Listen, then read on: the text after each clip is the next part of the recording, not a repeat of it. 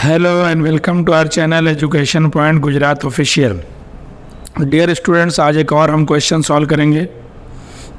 आज हमारा element of account chapter 2 partnership final account का क्वेश्चन नंबर 10 है। क्वेश्चन नंबर 10 एक बहुत इम्पोर्टेंट क्वेश्चन है। इस क्वेश्चन में यह क्वेश्चन इम्पोर्टेंट किस पॉइंट से है? इस क्वेश्चन में इंटरेस्ट ऑन ड्राइंग का एक कॉन्सेप्ट दिया हुआ है। इस कॉन्सेप्ट को हमको ध्यान से सीखना है, समझना है। अब हम क्वेश्चन की तरफ चलते हैं। पहले हम क्वेश्चन पढ़ेंगे। क्वेश्चन है, Lav and Kush are partners of a partnership firm. They distribute 60% profit in the ratio of 3:2 and remaining in the proportion of 2:1 from the trial balance of the firm dated 31/3/17 an adjustment. Prepare profit and loss appropriation account, current account of partners and balance sheet of the firm. Question के according appropriation account बनाना है, current account बनाना है and balance sheet बनाना है। That means trading account, profit and loss account, ये दो account नहीं आएगा। मतलब उससे रिलेटेड एडजस्टमेंट्स या उससे related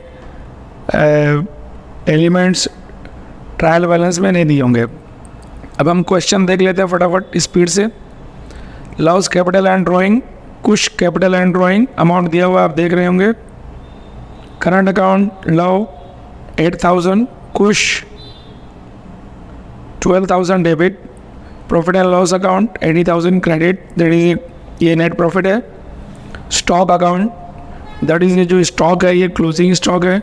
prepaid insurance premium, building debtors and creditors, cash and bank balance, bills payable, mortgage loan, goodwill, outstanding wages, receivable rent, commission received in advance, bad debt reserve, patents, furniture. ये हमारा यहाँ तक का trial balance था। Trial balance हमने पढ़ लिया, देख लिया।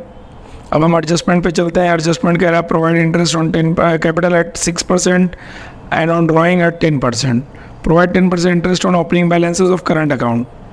Monthly salary of 1,800 is outstanding, payable to Kush. After information of above mentioned adjustments or remaining profit, 10% commission is payable to Kush. मतलब हमने एडजस्टमेंट भी देख लिया। इंटरेस्ट ऑन कैपिटल है, इंटरेस्ट ऑन ड्राइंग है, इंटरेस्ट ऑन करंट अकाउंट है, salary to partner है and commission to partner है। हमारे पास 4 एडजस्टमेंट है। ये चारों adjustment trading profit and loss account को अफेक्ट नहीं करते हैं। जब कोई adjustment trading profit and loss को अफेक्ट नहीं करता तो ट्रायल बैलेंस पे हम निशान नहीं लगाते, डायरेक्टली पोस्टिंग करना शुरू करते हैं हम। तो हम पोस्टिंग की तरफ चलते हैं। सबसे पहले हम बैलेंस शीट बनाएंगे और बैलेंस शीट में लायबिलिटी साइड पे पार्टनर्स कैपिटल अकाउंट लिख लेंगे, दिया हुआ है, इसको रिकॉर्ड कर लिया।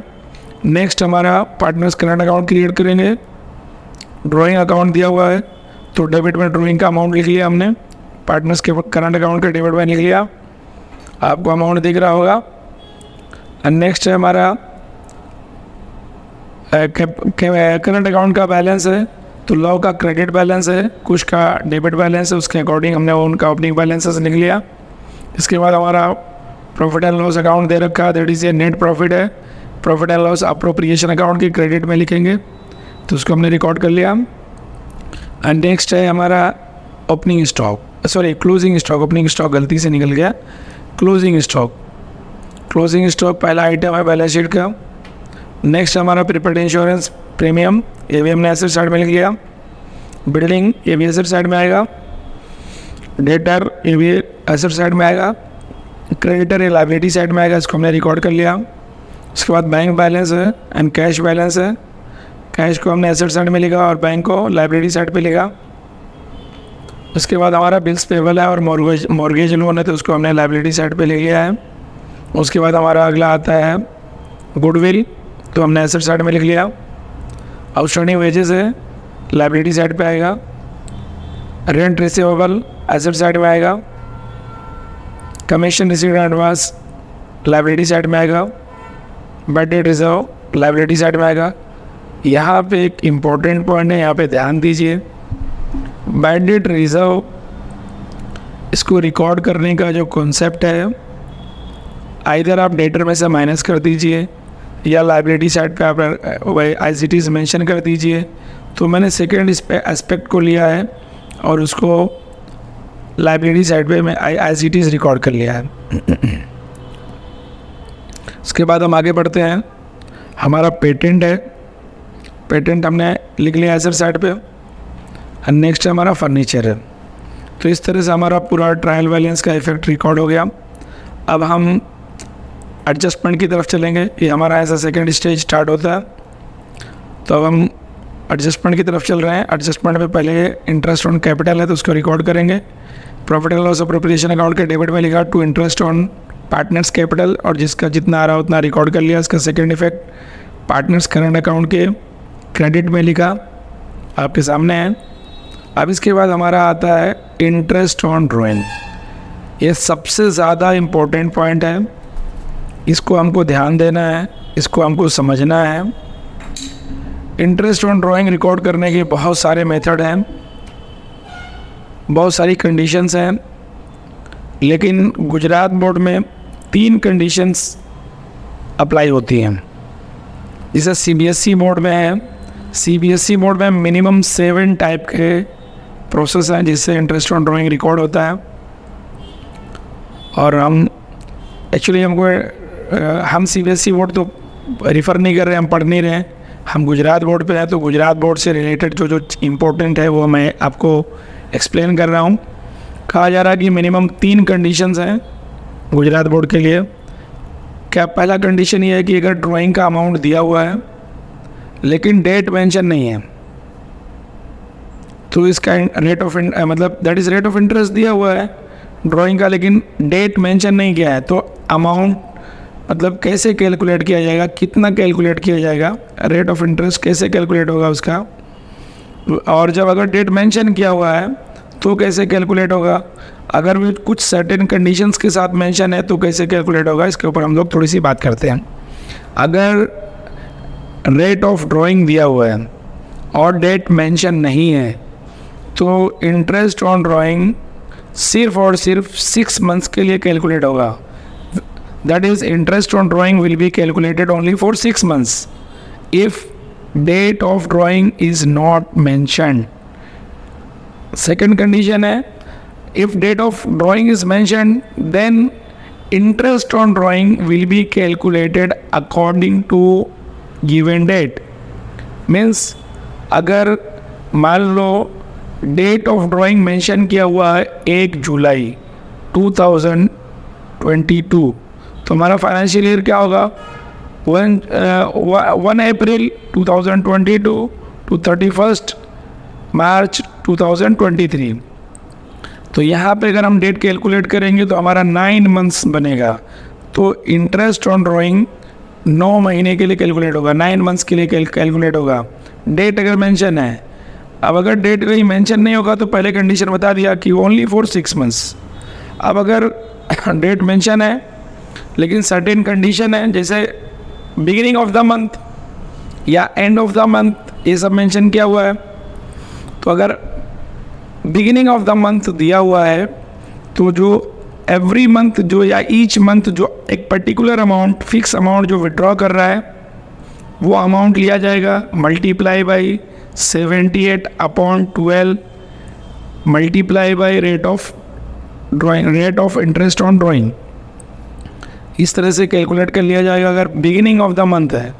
अगर ये रेट ऑफ ड्राइंग दिया हुआ है और at the end of each month लिखा हुआ है तो the amount which is withdrawn at the end of each month multiplied by 66/12 multiplied by rate of interest on drawing. इस तरह से लिख लिया जाएगा तो हमको इंटरेस्ट ऑन ड्राइंग मिल जाएगा। मेरा ख्याल आपको एक कॉन्सेप्ट समझ में आ गया रहेगा। अब हम लोग इंटरेस्ट ऑन ड्राइंग कैलकुलेट करते हैं तो ये हमारे 10th क्वेश्चन में ही आएगा। गुजरात बोर्ड में बहुत सारे सॉल्यूशंस में पूरे साल के कैलकुलेट किया हुआ है, that is interest on drawing full year के लिए कैलकुलेट किया है। तो अगर हम ये प्रिंसिपल पे चलते हैं, जो रूल पे चलते हैं कि अगर डेट मेंशन है बट डेट मेंशन नहीं है, रेट ऑफ ड्राइंग मेंशन किया हुआ लेकिन डेट मेंशन नहीं किया तो हम पूरे साल के लिए कैलकुलेट कर रहे हैं तो ये गलत हो जाएगा, ये प्रिंसिपल के अगेंस्ट हो जाएगा। इसलिए मैं आपसे रिक्वेस्ट कर रहा हूँ कि यहाँ पे interest on drawing 4-6 months he calculate होगा। बाकी जो सोल्यूशन में लिखा हुआ है तो सोल्यूशन के हिसाब से हमको नहीं देखना है, प्रिंसिपल क्या है, रूल क्या है, स्टैंडर्ड रूल क्या है, उसके हिसाब से हमको लिखना है। खैर अब हम आगे बढ़ते हैं। मैंने इंटरेस्ट ऑन ड्राइंग कैलकुलेट किया, अप्रोप्रिएशन अकाउंट की क्रेडिट में लिखा क्योंकि बिजनेस के लिए इनकम है। तो second effect partners capital current account में आएगा, तो पार्टनर्स करंट अकाउंट के पार्टनर्स के लिए एक्सपेंस है तो उनके डेबिट साइड में आएगा, तो वहाँ डेबिट में मैंने रिकॉर्ड कर दिया। उसके बाद अप्रोप्रिएशन में आऊँगा, फिर से इंटरेस्ट ऑन करंट अकाउंट किया मैंने, तो जिसका डेबिट है, जिसका interest that is current account का बैलेंस जिसका डेबिट है उसका इंटरेस्ट बिजनेस के लिए इनकम है, तो कुछ का बैलेंस करंट अकाउंट का डेबिट बैलेंस है, तो उस पर जो इंटरेस्ट मिलेगा बिजनेस को फ़ायदा होगा, तो उसको हमने क्रेडिट किया है। लव का करंट अकाउंट का बैलेंस क्रेडिट है, तो उस पर जो इंटरेस्ट दिया जाएगा वो बिज़नेस के लिए लॉस है, तो उसको हमने डेबिट में लिखा है। इसका हम रिस्पेक्टिव इफ़ेक्ट करंट अकाउंट में पास करेंगे, तो हमने करंट अकाउंट में लिख लिया। कुछ का डेबिट साइड पे रिकॉर्ड किया और लव का क्रेडिट साइड पे रिकॉर्ड किया। खैर इस तरह से हमने रिकॉर्ड कर लिया। अब हम आगे बढ़ते हैं। लिखा हुआ है कि अप्रोप्रिएशन अकाउंट में देखो सैलरी पेबल टू कुछ है, दैट इज़ एडजस्टमेंट में लिखा हुआ है कि कुछ को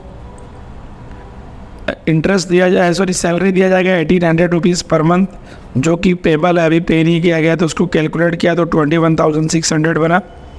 तो इसको हमने profit and loss appropriation account में डेबिट में लिखा क्योंकि ये बिजनेस के लिए एक्सपेंस है। इसका second effect partners current account की क्रेडिट में लिखा जाएगा क्योंकि पार्टनर के लिए इनकम है। इस तरह से हमने सारा इफेक्ट लिख लिया। अब हम बैलेंस क्लोज करने जाएंगे, दैट इज़ अकाउंट क्लोज करेंगे। जो लास्ट एडजस्टमेंट है, जब हम अप्रोप्रिएशन अकाउंट क्लोज करेंगे तो उसका इफेक्ट आएगा। अब इस तरह से हमने इसको टोटल किया तो हमारा 83,800 आ रहा है और हमारा जो बैलेंस आ रहा है 44,000। देखिए जो ये 44,910 में यहाँ पे प्लस कर लीजिए तो आपका आ जाएगा 49,000 के आसपास आ जाएगा। तो उसका हमने 10% निकाल लिया तो ये अमाउंट आ गया है, उसको हमने माइनस कर लिया। तो इस तरह से उसके अमाउंट को मैंने रफ में कैलकुलेट कर लिया कि पहले 44,910 को 60% एंड 40% में डिवाइड किया तो 60% को 3:2, 40% को 2:1, फिर उन दोनों अमाउंट को प्लस करने पर ये अमाउंट आया। इसका इफेक्ट अभी इस बैलेंस को मैं पार्टनर्स करंट अकाउंट में ट्रांसफ़र कर रहा हूँ। कमीशन टू कुछ और डिविजिबल प्रॉफिट को मैंने पार्टनर्स करंट अकाउंट में ट्रांसफ़र किया। ट्रांसफ़र करने के बाद इसका सेकेंड मतलब क्लोजिंग किया, बैलेंस को क्लोज़ किया, तो उसके बाद हमारा क्लोजिंग बैलेंस क्रेडिट बैलेंस आ रहा है। तो इसको हमने बैलेंस को बैलेंस शीट में ट्रांसफ़र करना है, हमने बैलेंस शीट में ट्रांसफ़र कर लिया और इस तरह से हमारा बैलेंस शीट का टोटल जो आ रहा है 3,97,600। आप अगर बुक में मैच करेंगे तो बैलेंस शीट परफेक्टली टैली हो रहा है। हमारा टारगेट परफेक्ट एंट्रीज लिखना है। एक्चुअली बोर्ड में हमको प्रॉपर पोस्टिंग के हिसाब से मार्क्स मिलता है, टैली नहीं टैली का एक अलग सेकंड क्राइटेरिया। अगर आपका टैली नहीं होगा तो 1-2 मार्क्स काट दिया जाएगा। बेसिकली हमारा प्रॉपर पोस्टिंग होना चाहिए। हमारा एज जो प्रिंसिपल है उस प्रिंसिपल को हमको फॉलो करना है। खैर आपको, मुझे लग रहा है कि आपको कॉन्सेप्ट समझ में आया रहेगा। तो अगर आपको मेरा वीडियो पसंद आया हो तो मेरे वीडियो को लाइक करिए, मेरे चैनल को सब्सक्राइब करिए। Thanks for watching this video और अपने दोस्तों में ज़रूर शेयर करिए।